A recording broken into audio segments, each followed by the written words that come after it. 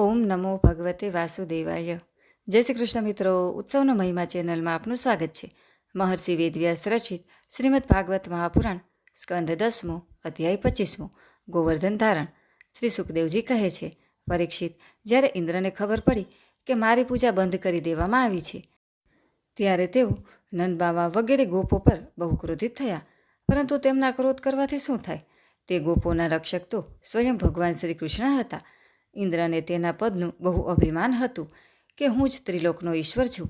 તેમણે ક્રોધાયમાન થઈ પ્રલય કરનારા મેઘોના સંવર્તક નામના ગણને વ્રજ પર ચઢાઈ કરવાની આજ્ઞા આપી અને કહ્યું, અહો, આ જંગલી ગોવાળોને આટલું અભિમાન! ખરેખર આ સંપત્તિનો જ નશો છે. જુઓ તો ખરા, એક સાધારણ માનવી કૃષ્ણના બળ પર તેમણે મારું દેવરાજનું અપમાન કરી દીધું. જેમ પૃથ્વી પર ઘણા મંદબુદ્ધિવાળા પુરુષો ભવસાગર પાર ઉતરવા માટે સાચું સાધન એવી બ્રહ્મ વિદ્યાને તો છોડી દે છે અને માત્ર કહેવા માત્રની તૂટેલી નાવથી અર્થાત કર્મજનિત યજ્ઞોથી આ ભવસાગર પાર ઉતરવા ચાહે છે. આ કૃષ્ણ વાચાળ, નાદાન, અભિમાની અને મૂર્ખ હોવા છતાં પોતાને બહુ મોટો જ્ઞાની સમજે છે. તે સ્વયં મૃત્યુનો કોળિયો છે, છતાં પણ તેના આધારે આ ગોવાળોએ મારો અનાદર કર્યો છે. એક તો આ લોકો આમેય સંપત્તિના નશામાં છકી ગયા છે અને પાછા કૃષ્ણે તેમને વધારે ફટાવ્યા છે. હવે તમે લોકો જઈને તેમના સંપત્તિના નશાને અને તેમની ઉદંડતાને ધૂળ ભેગી કરી તેમના પશુઓનો સંહાર કરી નાખો. હું પણ તમારી પાછળ પાછળ ઐરાવત હાથી પર બેસીને નંદના વ્રજનો નાશ કરવા માટે મરુદગણો સાથે આવું છું. શ્રી સુખદેવજી કહે છે, પરીક્ષિત, ઇન્દ્રએ આ પ્રમાણે પ્રલયના મેઘોને આજ્ઞા આપી અને તેમના બંધન ખોલી દીધા. હવે તેઓ બહુ વેગથી નંદબાવાના વ્રજ પર ચઢી આવ્યા અને મુસળધાર પાણી વરસાવીને સંપૂર્ણ વ્રજને દુઃખી કરવા લાગ્યા. ચારે બાજુ વીજળીઓ ચમકવા લાગી, વાદળો પરસ્પર ટકરાઈને ગર્જના કરવા લાગ્યા અને પ્રચંડ આંધીની પ્રેરણાથી મોટા મોટા કરા પડવા લાગ્યા.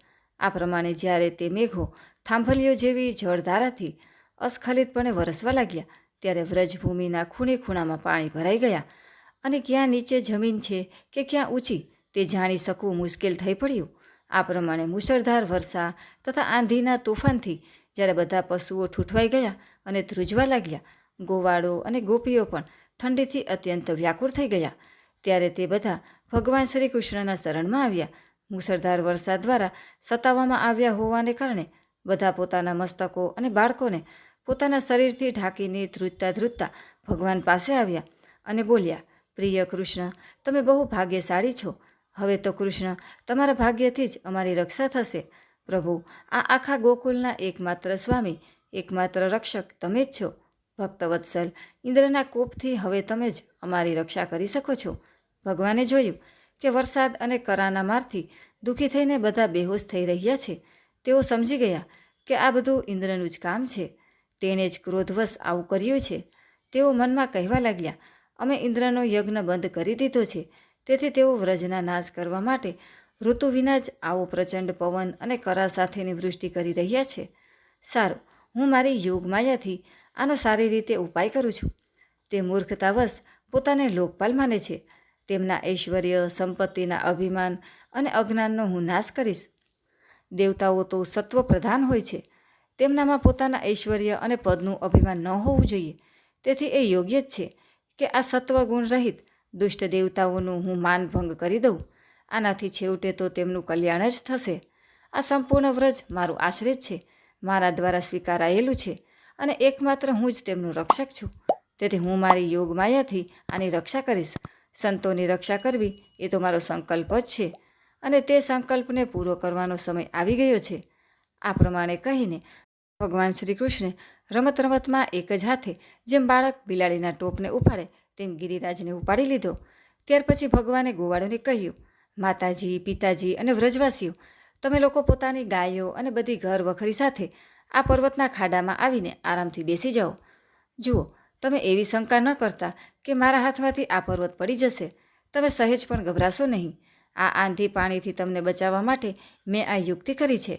જ્યારે ભગવાન શ્રી કૃષ્ણે આ પ્રમાણે બધાને આશ્વાસન આપ્યું, હિંમત આપી, ત્યારે બધા ગોવાળો પોતાનું ગોધન, ગાડા, આશ્રિતો, પુરોહિતો અને નોકરોને સાથે લઈને ઘણી મોટી મોકળાશવાળી જગામાં આવી ગયા. ભગવાન શ્રી કૃષ્ણે બધા વ્રજવાસીઓની સામે જ ભૂખ તરસની પીડા, આરામ વિશ્રામની જરૂરિયાત વગેરે બધું જ ભૂલાવીને 7 દિવસ સુધી લગાતાર તે પર્વતને હાથ પર ધારણ કરી રાખ્યો. તેઓ એક ડગલું પણ ત્યાંથી આમ તેમ ખસ્યા નહીં. શ્રી કૃષ્ણની યોગ માયાનો આ પ્રભાવ જોઈને ઇન્દ્રના આશ્ચર્યનો પાર ન રહ્યો. પોતાનો ઈરાદો પૂરો ન થવાને કારણે તેનો બધો ગર્વ ઉતરી ગયો.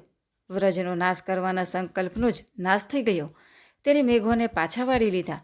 જાણે તેનો પાણીનો જથ્થો જ સમાપ્ત થઈ જતાં તેનું જ પાણી ઉતરી ગયું. જ્યારે ગોવર્ધનધારી ભગવાન શ્રી કૃષ્ણે જોયું કે આ ભયંકર આંધી અને ઘનઘોર વૃષ્ટિ બંધ થઈ ગઈ છે, આકાશમાંથી વાદળો વિખેરાઈ ગયા અને સૂર્ય દેખાવા લાગ્યા, ત્યારે ભગવાને ગોવાળોને કહ્યું, મારા પ્રિય ગોવાળો, હવે તમે નિર્ભય થઈ જાઓ અને પોતાની સ્ત્રીઓ, ગોધન તથા બાળકો સાથે બહાર નીકળી જાઓ. જુઓ, હવે વર્ષા આંધીનું તોફાન બંધ થઈ ગયું છે અને નદીઓનું પાણી પણ ઉતરી ગયું છે. ભગવાનની આવી આજ્ઞા મળવાથી પોતપોતાના ગોધન, સ્ત્રીઓ, બાળકો અને વૃદ્ધોને સાથે લઈને તથા પોતાની ઘરવખરી વગેરે ગાડામાં ભરીને ધીરે ધીરે બધા લોકો બહાર નીકળી આવ્યા. સર્વશક્તિમાન ભગવાન શ્રી કૃષ્ણે પણ બધા પ્રાણીઓની સામે રમત રમતમાં જ ગિરિરાજજીને પૂર્વવત તેમના સ્થાન પર પધરાવી દીધા. વ્રજવાસીઓના હૃદય પ્રેમના આવેગથી ભરાઈ રહ્યા હતા. પર્વતને મૂકતાની સાથે જ તે બધા ભગવાન શ્રી કૃષ્ણ પાસે દોડી આવ્યા. કોઈએ તેમને હૃદયે લગાડીને, કોઈએ તેમને ચૂમીને તેમનો સત્કાર કર્યો. ઉંમરમાં મોટી ગોપીઓએ ખૂબ આનંદ અને સ્નેહથી દહીં, અક્ષત અને જલથી ભગવાનને મંગલ તિલક કર્યો અને પ્રસન્ન હૃદયથી તેમને શુભ આશીર્વાદ આપ્યા. યશોદા રાણી, રોહિણીજી, નંદબાવા અને બળવાનોમાં શ્રેષ્ઠ બલરામજી સ્નેહાતુર થઈને શ્રી કૃષ્ણને હૃદયે લગાડી ભેટ્યા અને તેમને આશીર્વાદ આપ્યા. પરીક્ષિત, તે વખતે આકાશમાં ઊભેલા દેવતાઓ, સિદ્ધો, સાધ્યો, ગંધર્વો અને ચારણો વગેરે પ્રસન્ન થઈને ભગવાનની સ્તુતિ કરી અને તેમના ઉપર પુષ્પની વૃષ્ટિ કરવા લાગ્યા. રાજન, સ્વર્ગમાં દેવતાઓ શંખ અને નોબત વગાડવા લાગ્યા. તુંબુરુ વગેરે ગંધર્વો ભગવાનની મધુર લીલાનું ગાન કરવા લાગ્યા. ત્યાર પછી ભગવાન શ્રી કૃષ્ણે વ્રજ તરફ પ્રયાણ કર્યું. તેમની સાથે બલરામજી ચાલી રહ્યા હતા અને તેમના પ્રેમપાત્ર ગોપ બાળકો તેમની સેવા કરી રહ્યા હતા. તેમની સાથે જ પ્રેમમૂર્તિ ગોપીઓ પણ પોતાના હૃદયને આકર્ષિત કરવાવાળા, તેમનામાં પ્રેમ જગાડવાવાળા ભગવાનની ગોવર્ધન ધારણ વગેરે લીલાઓનું ગાન કરતી રહીને બહુ આનંદથી વ્રજમાં આવી. એતે શ્રીમદ ભગવતે મહાપુરાણે પારમહંસ સંહિતાયા દસમ સ્કંદે પૂર્વાર્ધે પંચવિંશોધ્યાય. 10મા સ્કંધના પૂર્વાર્ધ અંતર્ગત 25મો અધ્યાય સમાપ્ત. બોલો કૃષ્ણ કનૈયા લાલ કી જય.